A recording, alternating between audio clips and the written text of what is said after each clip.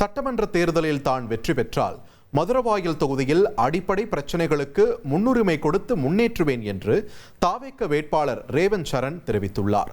அவருடன் நமது செய்தியாளர் மணிகண்டன் நடத்திய கலந்துரையாடலை தற்போது பார்க்கலாம். மதுரவாயல் தமிழக வெற்றிக்கழக சட்டமன்ற வேட்பாளர் தற்போது இறுதிக்கட்ட பரப்புரையில் வீதி வீதியாக வீடு வீடாக சென்று பரப்புரை மேற்கொண்டு வருகிறார். தற்போது அவர் இருக்கிறார். ரேவந்த் சார், மதுரவாயல்ல முதல் முறையாக ஒரு ஃப்ரெஷ் பேஸாக களம் காண்றீங்க. எப்படி இருக்குது தாவேக்கான வரவேற்பு? அதை பற்றி ரொம்ப பிரகாசமாக இருக்குங்க வெற்றி வாய்ப்பு. ஏன்னா போகிற இடம்லாம் அவ்வளோ வரவேற்பு, உற்சாகமாக இருக்காங்க மக்கள், தன்னெழுச்சியாக வராங்க. நீங்கள் மற்ற கட்சியெலாம் பார்த்தீங்கன்னா காசு கொடுத்து தான் வருவாங்க, கூட்டு சேர்ப்பாங்க. பட் நாங்கள் ஒரு பைசா செலவு பண்ணாமல், சாப்பாடுக்கு பணம் கொடுக்காம தன்னெழுச்சியாக வர்றது எங்களுக்கு அவ்வளோ உற்சாகமாக இருக்குது. அடுத்த கட்டத்துக்கு இதுக்கு தொகுதியை போகணுன்ற ஒரு ஊக்கமாகவும் இருக்குது. இப்போ ஒரு 10 அம்சங்களை வைத்து ஒரு முக்கியமான ஒரு தேர்தல் அறிக்கை என்பது முழுமையாக அவங்க தலைவர் வெளியிட்டிருக்காங்க. இந்த தேர்தல் வாக்குறுதிகளை எப்படி கொண்டு போய் சேர்க்க போறீங்க? இன்னும் 5 நாட்கள் தான் இருக்குது. ஃபீல்டில் எப்படி இருக்குது? இல்லை, நம்ம ஃபீல்டில் தேர்தலில் பேம்ப்ளெட்ஸாக எல்லாருக்கும் வீடு வீடாக கொடுத்துட்ருக்கோம், என்னென்ன முக்கியமான இதோ. அது இல்லாமல் எங்கள் வர்ச்சுவல் வாரியர்ஸ் ஆன்லைனில் எல்லா பிளாட்ஃபார்ம்லையும் கொடுத்துட்ருக்காங்க. ஸோ எந்தெந்த தேவையோ அதை நாங்கள் பண்ணிட்டு இருக்கோம். மக்களுக்கு தெரிஞ்சிச்சு. இப்போ நேற்று நீங்கள் பார்த்தீங்கன்னாலும் தெரியும், பொதுவாக ஸ்டேஜில் கொடுத்துட்டு போல அவர் ஒரு ஆட்டோக்காரர்கிட்டையும், ஒரு விவசாயிகிட்டையும், ஒரு திருநங்கைக்கிட்டையும், ஒரு நெசவாளர்கிட்டையும், அந்த மாதிரி ஒரு இளைஞன்கிட்டையும் அந்த மாதிரி கூப்பிட்டு கொடுத்தாரு. அதுவே எந்த ஒரு தலைவரும் பண்ணாத இது. பிறப்போக்கும் எல்லாம் உயிர்க்கும் என்ற ஒரு அடிப்படையை வச்சு தான் எங்கள் தலைவர் நேற்று முன்னிறுத்தி பண்ணியிருக்காரு. இப்போ சென்னையுடைய என்ட்ரி பாயிண்டாக இருக்குது மதுரவாயல்ன்ற ஒரு தொகுதி, புறநகராக இருக்குது. நிறைய இஷ்யூஸ் இருக்கா? என்ன சொல்கிறாங்க பொதுமக்கள்? இத்தனை ஆண்டு காலம் ஆட்சியாளர்கள் எப்படி இருக்கிறாங்க? அதெல்லாம் எப்படி ரெக்டிஃபை பண்ண போகிறோம்? நம்மக்கிட்ட என்னென்ன பிளான்ஸ் இருக்குது? இல்லை, நீங்கள் கேட்வே ஆஃப் சென்னைன்னு சொல்லலாம். நம்ம மதுரவாயல் தொகுதியை ஒரே குப்பை மேட்டாக தான் இருக்குது. நீங்கள் சென்னை புந்தமல்லி ரோடு என்ட்ரு ஆகும்போது ரோடு 2 பக்கமும் உங்களுக்கு நடக்கிறதுக்கு பாதையே கிடையாது. நடு ரோட்டில் ஃபுல்லாக அயன் ராடியும் கோயம்பேடு மார்க்கெட்டில் உள்ள குப்பையும் தான் போட்டு வச்சிருக்காங்க. அப்படி இருக்கிற சமயத்தில் எக்கச்சக்க டிராஃபிக் ஜாம், ரோடு கண்டிஷன் அவ்வளோ மோசம். இப்போ நிற்கிற ரோடே அவ்வளோ மோசத்தில் இருக்கும்.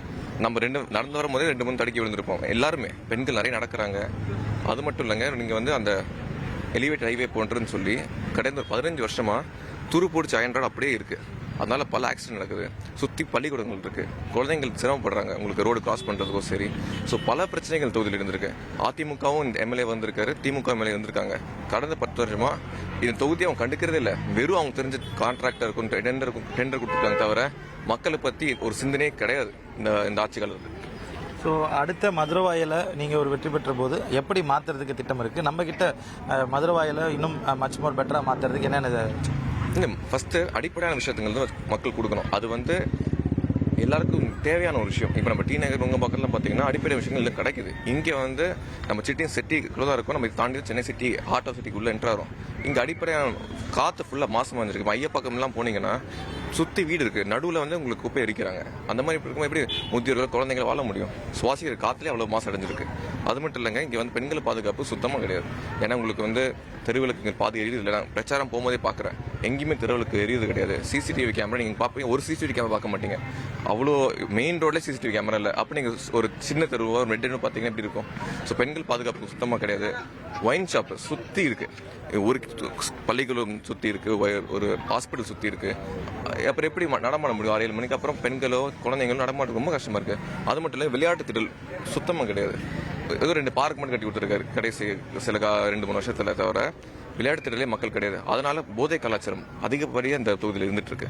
ஸோ இதெல்லாம் நம்ம ஒரு சீர் செய்யணும். அது மட்டும் இல்லை, பட்டா இஷ்யூ பல வார்டில் இருக்க மெயின் இஷ்யூ பட்டா இஷ்யூ. அந்த பட்டா இஷ்யூவை நம்ம டீல் பண்ணி ஆகணும். நீங்கள் அப்பார்ட்மெண்ட்ஸு கேட்டட் கம்யூனிட்டிஸ் போயின்னா அங்கே property tax issue, water tax issue போயிட்டு இருக்கு. அதை நம்ம அட்ரஸ் பண்ணணும். ஸோ பல விஷயங்கள் இந்த தொகுதியில் இருக்குது. நம்ம எம்எல்ஏ பிறகு எக்கச்சக்கமான வேலைகள் இருக்குது. Thank you sir. தொடர்ந்து இந்த மதுரவாயல் சட்டமன்ற தொகுதியில் வெற்றி பெற்றதற்கு பிறகாக மக்களுக்கு இருக்கக்கூடிய அத்தியாவசிய கோரிக்கைகள் அனைத்தும் நிறைவேற்றப்படும் என தமிழக வெற்றிக் கழகத்துடைய வேட்பாளர் ரேவந்த் சரண் கூற கேட்டிருக்கிறோம். மதுரவாயலிருந்து ஒளிப்பதிவாளர் அஜித்துடன் செய்தியாளர் மணிகண்டன். இனி செல்லும் இடமெல்லாம் செய்தி. தந்தி டிவியின் வாட்ஸ்அப் சேனலை ஃபாலோ பண்ணினா செல்ல இருக்கும் இடமெல்லாம் செய்தி. இதோ QR கோட் இப்பவே ஸ்கேன் பண்ணுங்க, ஃபாலோ பண்ணுங்க.